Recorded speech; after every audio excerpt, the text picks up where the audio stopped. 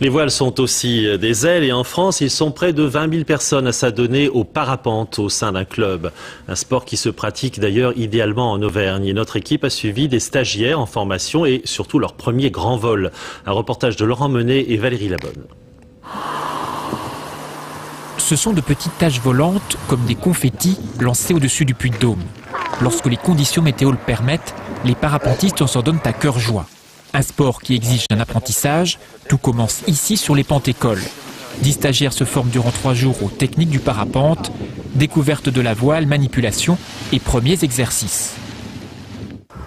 De ne pas être brusque, si tu dois avoir des corrections de cap, si tu te fais embarquer un petit peu sur ta droite, tu te pencheras légèrement à gauche.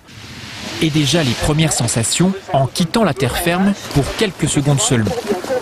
C'est physique parce qu'en fait on doit courir pour donner de la vitesse à la voile. Donc là la pente est très faible, ce qui fait que pour pouvoir décoller il faut vraiment donner beaucoup de vitesse, donc courir.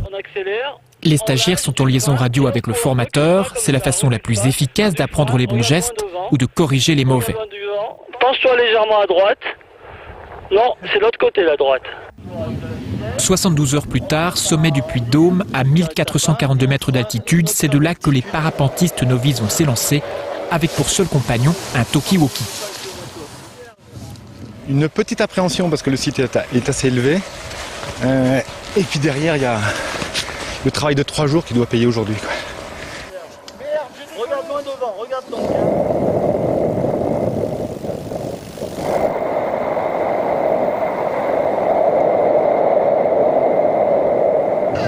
Il faut compter de 5 à 600 euros pour un stage d'initiation d'une semaine. Chaque année dans le Puy-de-Dôme, ils sont quelques centaines à tenter cette expérience toute particulière, entre peur et très grand bonheur.